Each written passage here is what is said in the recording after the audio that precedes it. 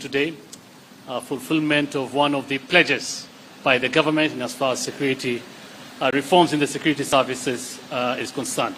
Shortly, the President will officially receive the report by the Task Force on Police, Prisons and NYS Reforms.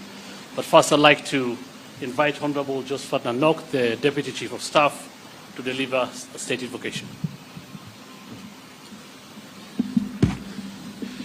Your Excellency the President, Your Excellency the Deputy President, the Cabinet Secretary is present, the Principal Secretary is present, the Chairperson and members of the National Task Force, honorable guests, distinguished ladies and gentlemen. This presidential audience is convened for the handover of the report of the National Task Force on the National Police Service, Kenya Prisons, and National Youth Service reforms.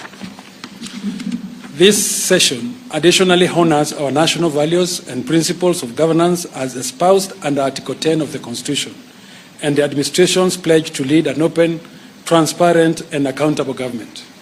Your Excellency, sir, on 22nd December 2022, through Kenya Gazette Notice number 15792 of 2022, appointed this task force with a mandate to make recommendations on the improvements of terms and conditions of service and other reforms for members of the National Police Service, the Kenya Prison Service, and the National Youth Service.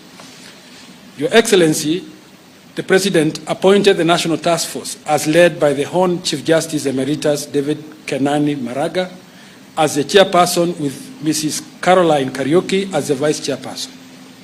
The other members are Moffat Mureithi Kangi, John Olemoyaki, Ibrahim Jiloguyo, Richard Kirundi, Elizabeth Mweni, Roslyn Odende, Josh Odhiambo Dashe, Doreen Mudhaura, Albert Mwendwa, Terry Shebet Maina, Hassan Sheikh Mohammed, Captain Retired Simiyu Weruga, Mutuma Rutere, Annie Reri, Stephen Kayogo, Jafar Mohammed, Same Chepkony, and Khadija Mire. While the joint secretaries are Omwanza Ombati, Joy Mdivo Masinde, Rosemary Kamau, and Rosemary Kamau. Sir, in discharge of its functions, the National Task Force was required to prepare and submit its report to the head of state and government by 21st March 2023. However, on account of the broad nature of the mandate of the National Task Force, the tenure was extended to the 4th of November 2023.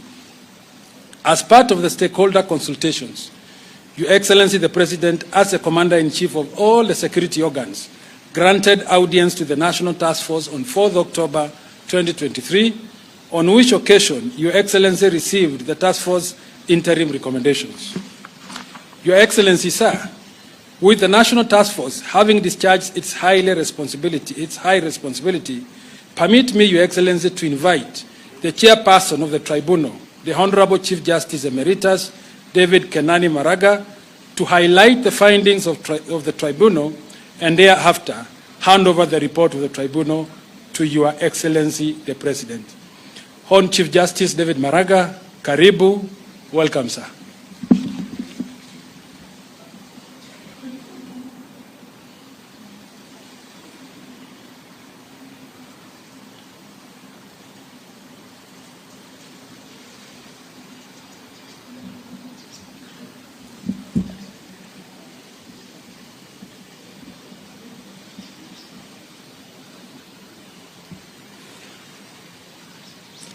Your Excellency, the President of the Republic of Kenya, Honorable William Ruto, Your Excellency, the Deputy President, Rigathi Gachagua, the CS Interior, the PS Interior, senior government officials and the heads of the police, prison and the National Youth Service present here.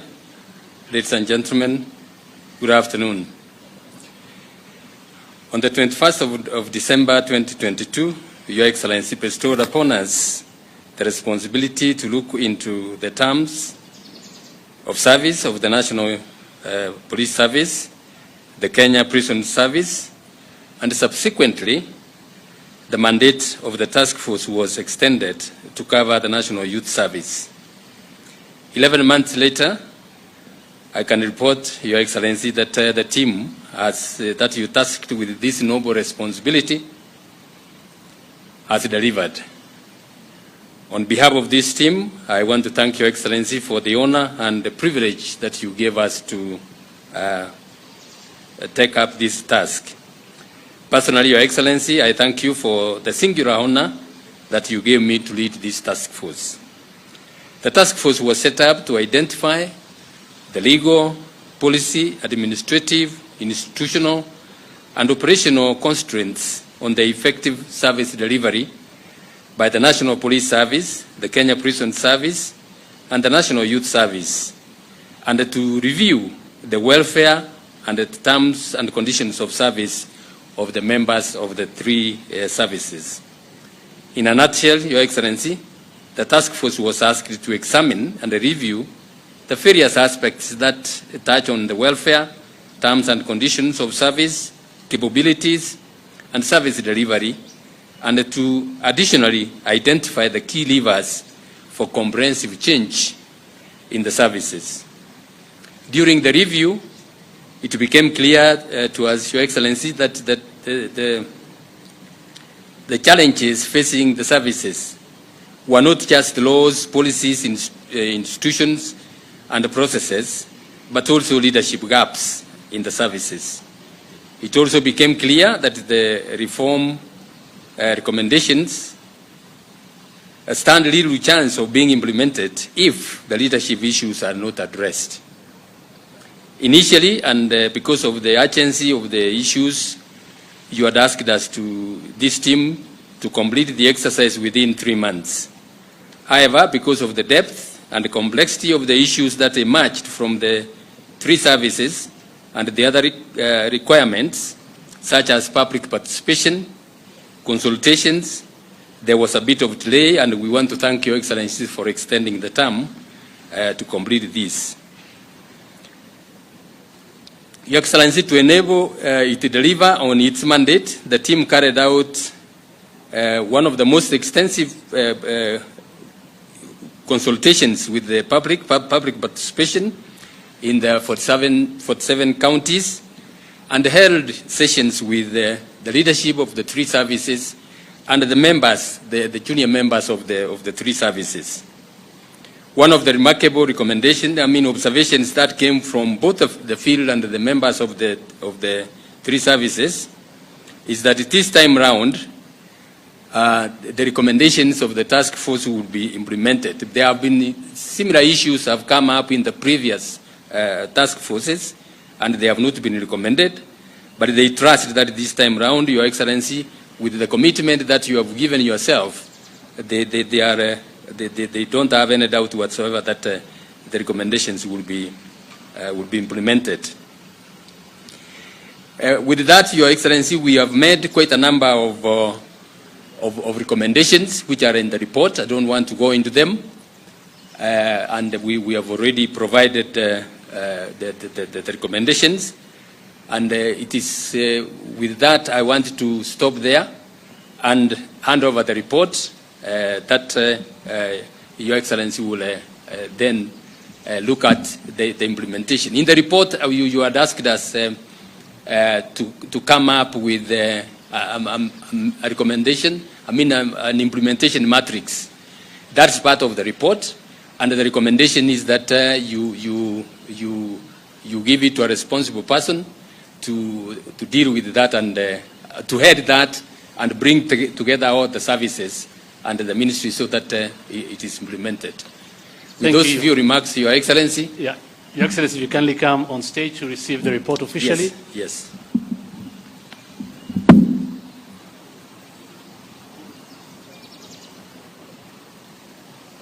For our guests, kindly have a seat. Thank you.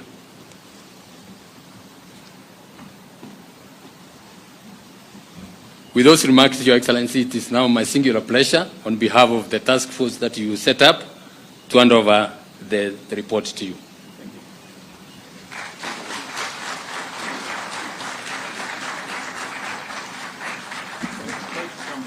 Thank you.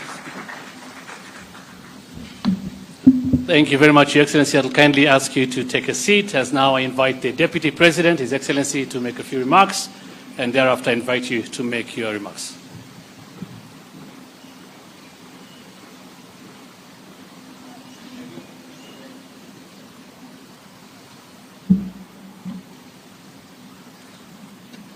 Your Excellency, the President of the Republic of Kenya and Commander-in-Chief of our Defense Forces, Dr. William Ruto, the Chairperson of the Task Force and members of the Task Force. Your Excellency, today is a great day and it's a big win for our officers in uniform.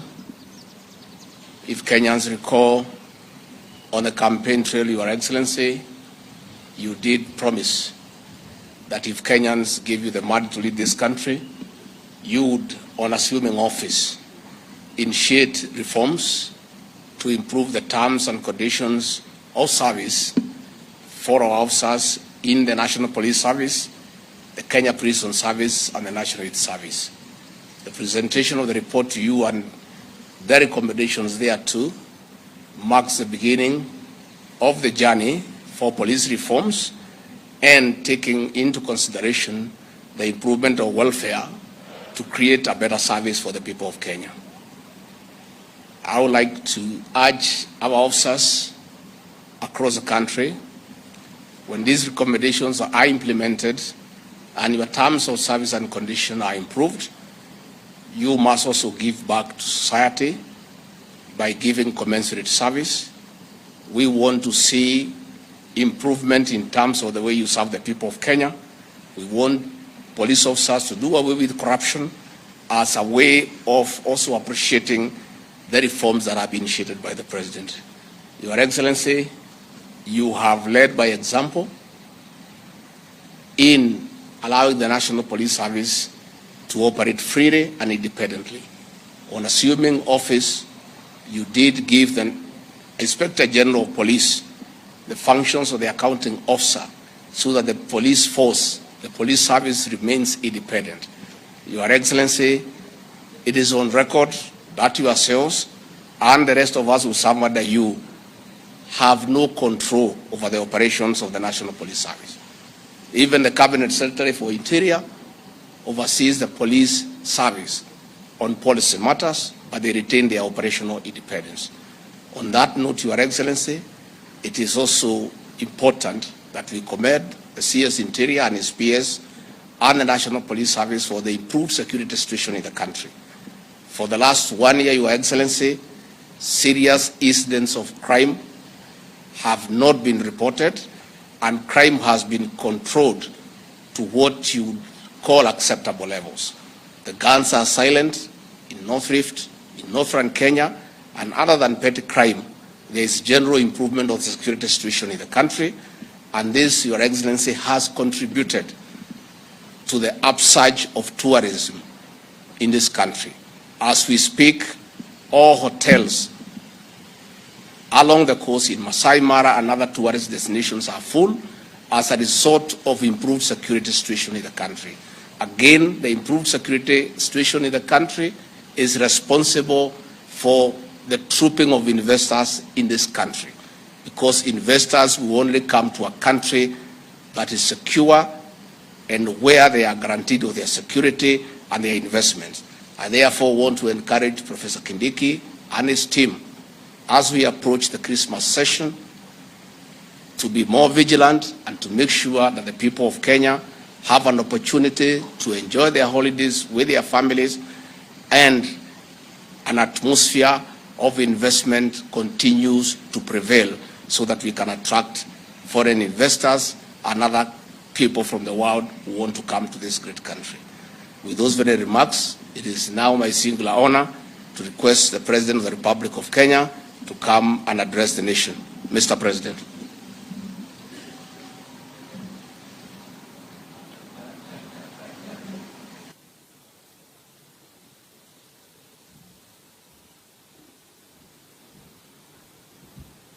Asante sana, Bwana Deputy President. Let's take our seats. Asanteni sana. Mr. Deputy President, our CS Interior, PS Interior, the chair of this police reforms task force, your deputy and the members of the task force,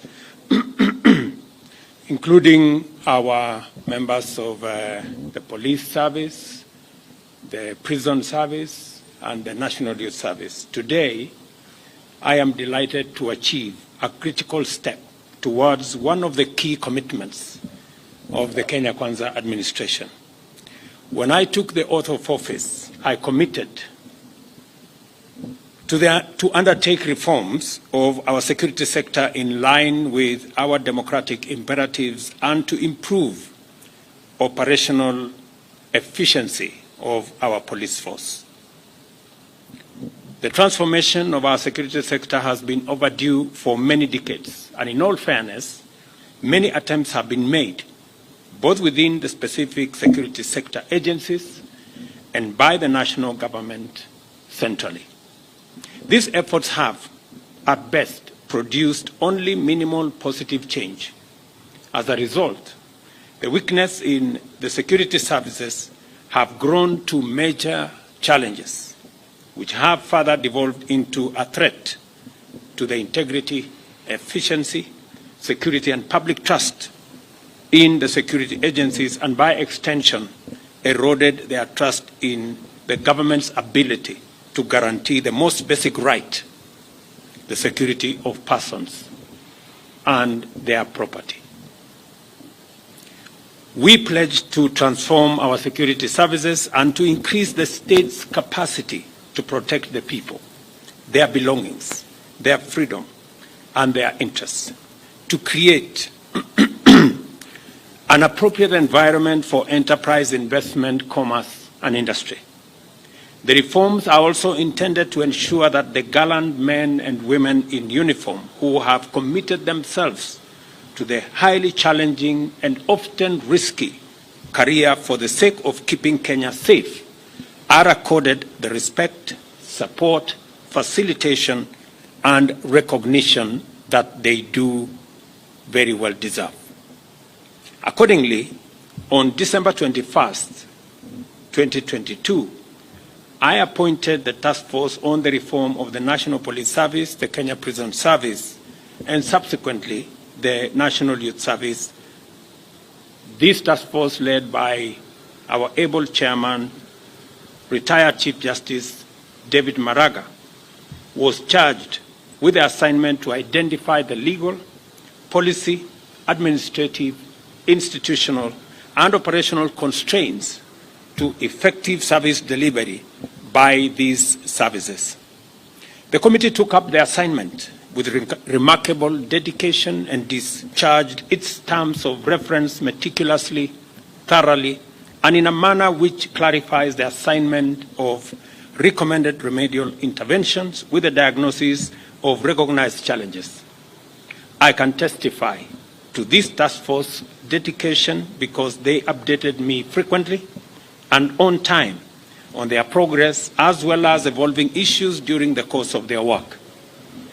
Going by my initial perusal of the report, and in accordance with the task force periodic updates, I am satisfied that the report I have received this afternoon has done justice to the assignment that I gave to the task force. The task force has diagnosed 4 primary problems in our services that have hampered effective and efficient service delivery, rendered them resistant to growth and transformation, and collapsed their stature in the eyes of many Kenyans.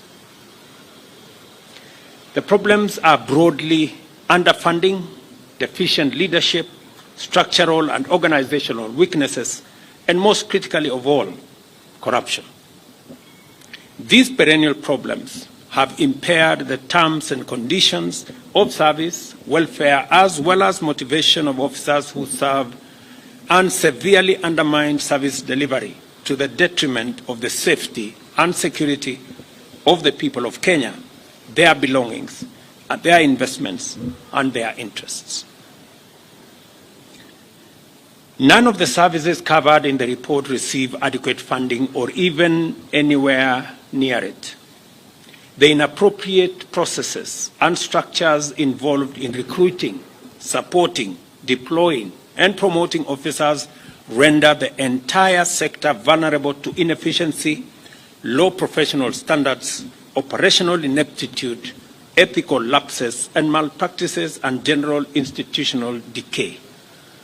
Coupled with this, outdated and inappropriate legal frameworks and organizational structures have created loopholes for malpractice, confusion, overlaps, outright conflict, and sometimes general inefficiency.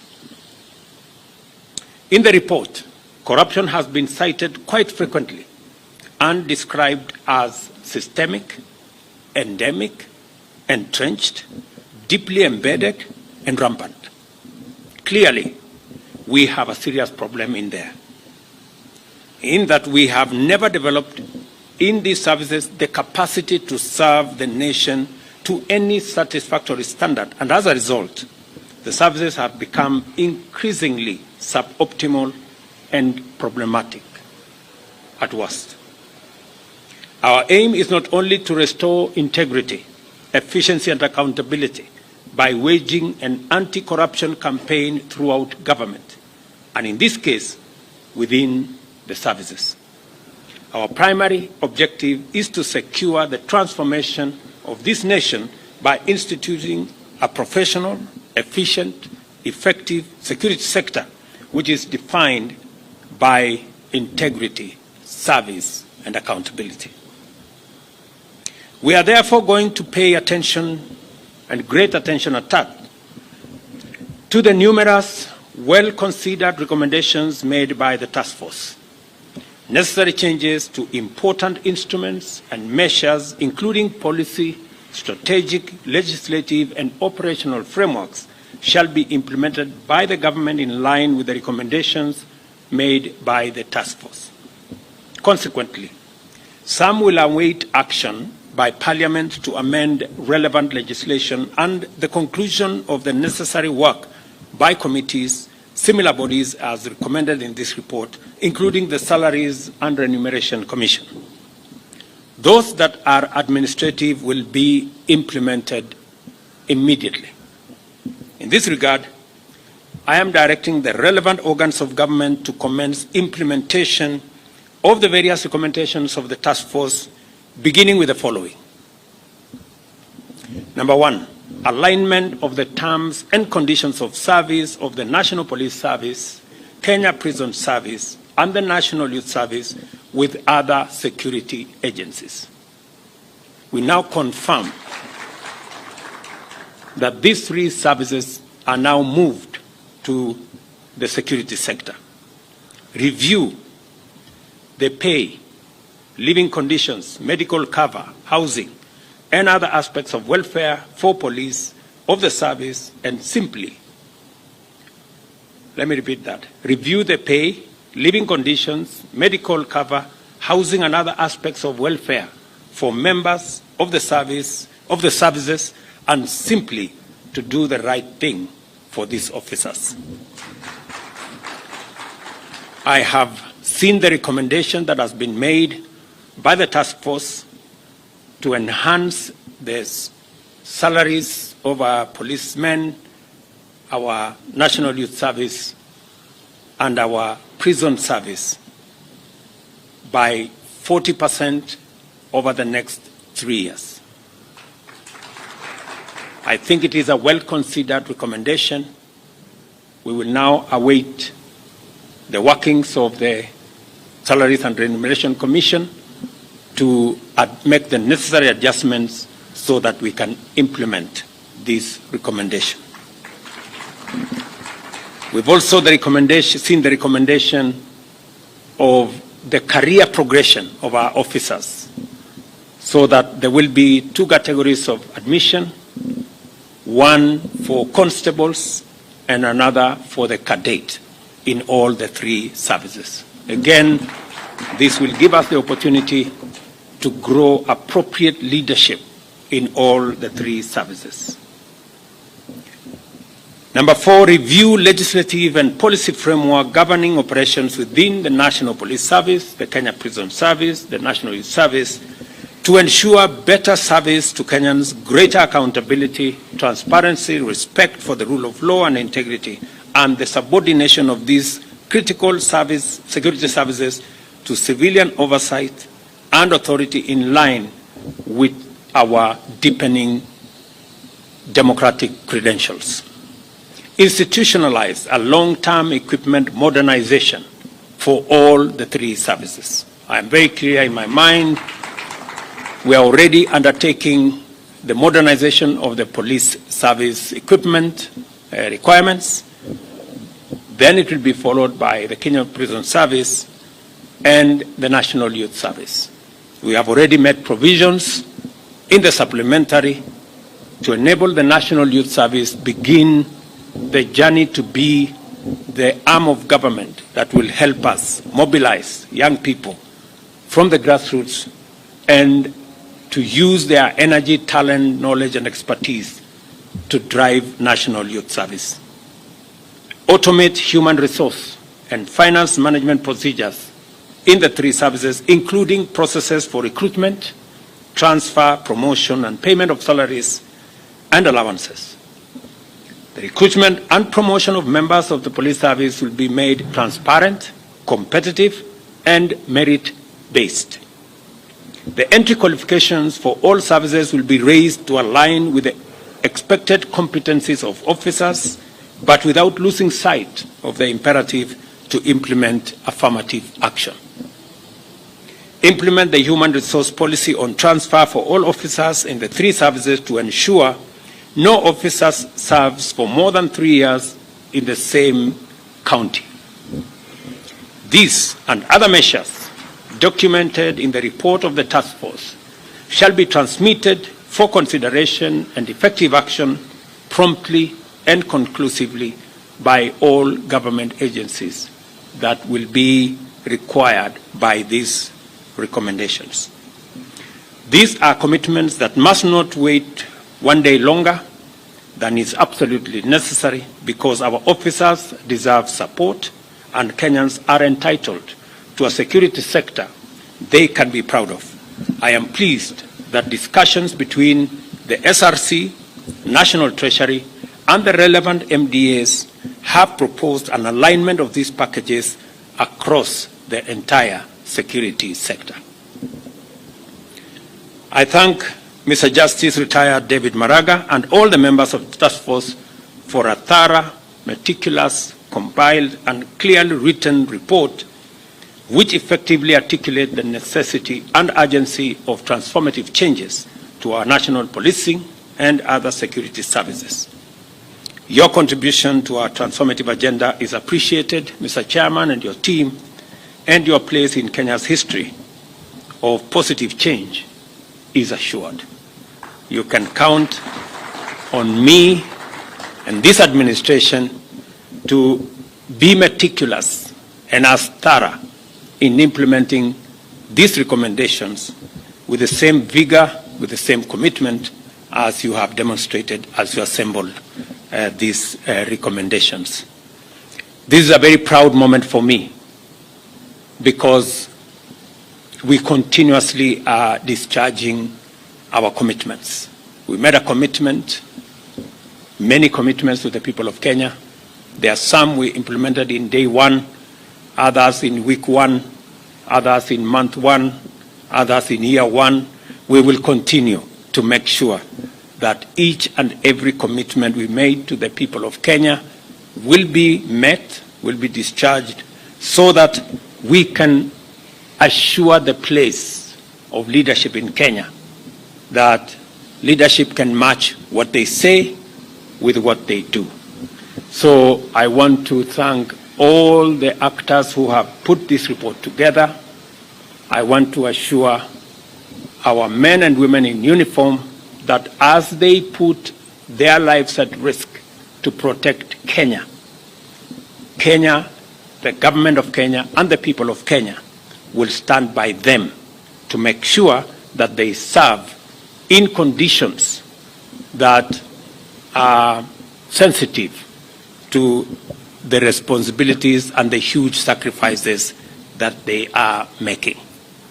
I'm very happy that the task force took time to engage with Treasury, to engage with SRC, and agree on the approximate terms of service for the 3 services. It will make our work much more easy for us to implement this report, because we will have the least engagements and headwinds as we implement this report. Again, to all those who participated, I know many servicemen in the police, in the prisons, in NYS, gave their recommendations. Many other actors gave their recommendations. Many Kenyans participated in many different ways to put this report together. In our constitutional responsibility to engage the public in making sure that decisions of government are sensitive to what the Kenyan public want and desire. I'm very proud that we are now one step in the right direction to make sure that our policemen, whether it is their salaries, medical requirements, and all the other issues, will be addressed using the recommendations by the task force, recommendations which have been handed over to me today. Asanteni sana, and God bless you. Thank you, Your Excellency the President. Distinguished guests, ladies and gentlemen, that marks the end of this